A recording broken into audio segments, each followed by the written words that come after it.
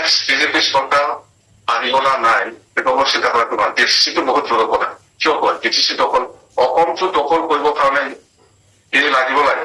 তাৰমানে অসমটো আমাক এৰি দিব, বিটিচিটো বিজেপিয়ে দখল কৰিব কৰক, আমি অসমটো দখল কৰি দিম কৈছে। কিয় এনেকুৱা কৈছে কিয় যে বিটিচি দখল কৰি ইমান ডাঙৰ প্ৰেচিডেণ্ট বিটিচিহে লাগি আছে, অসমটো দখল কৰিব নালাগে, তাৰমানে অসমটো এৰি দিব, বিটিচিটোৱে দখল কৰিব।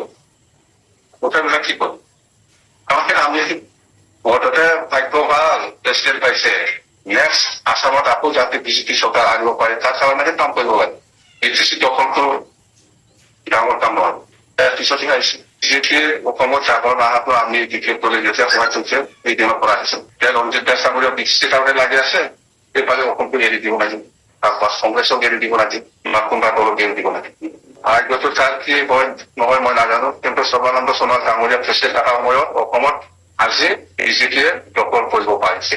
কিন্তু এতিয়া ৰঞ্জিত দাস ডাঙৰীয়াৰ নেতৃত্বত অসমত বিজেপি চৰকাৰ আহিব না নাই ইয়াৰ কাৰণে কাম কৰক ৰঞ্জিত দাস ডাঙৰীয়া।